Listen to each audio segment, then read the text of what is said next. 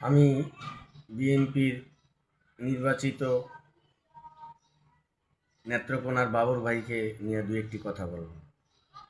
বাবর ভাই জেল থেকে বের হওয়ার পরে সে জেলে যতদিন ছিল সে একটা জিনিস অনুভব করছে যে ইমানের যে একটা স্বাদ, এর মানে তার কথায় একটা জিনিস বের হয়ে আসছে যে সে জেলে গিয়ে আল্লাহকে পাইছে, আল্লাহ তাআলার সাক্ষাৎ পাইছে।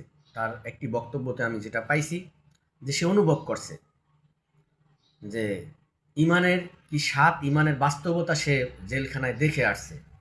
তো আমি মনে করি সেই মনে রাখাটা তার জন্য বাকি জীবন যতদিন তিনি বেঁচে থাকেন সেই স্বাদটা অবশ্যই তিনি হৃদয়ে ধারণ করবেন।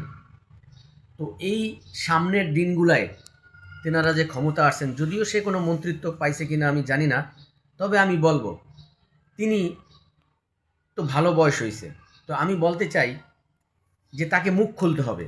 বর্তমান পরিস্থিতি নিয়ে বাংলাদেশে যতগুলি অকারেন্স হবে এই সরকারের আমলে, যতগুলি অন্যায় হবে এই সরকারের আমলে, এই সরকারের প্রতিনিধিদের মাধ্যমে তাকে মুখ খুলতে হবে। কারণ তার ভিতরে আল্লাহ তাআলা সত্যের একটি বীজ তার অন্তরে ঢুকাই দিছেন।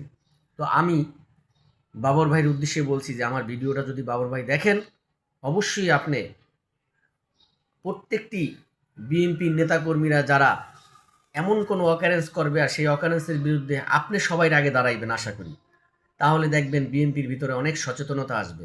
আশা করি লুৎফুজ্জামান বাবর ভাইকে তার শারীরিক সুস্থতা কামনা করি ও তার জন্য আমি তার পরিবার ও তার এলাকা যেন সে সঠিকভাবে দায়িত্ব পালন করতে পারে, আমি সেজন্য আল্লাহর কাছে দোয়া করি যে আল্লাহ যেন তার দীর্ঘ আয়ু ও সুস্থতা কামনা করে আমি আমার বক্তব্য শেষ করছি। আসসালামু আলাইকুম।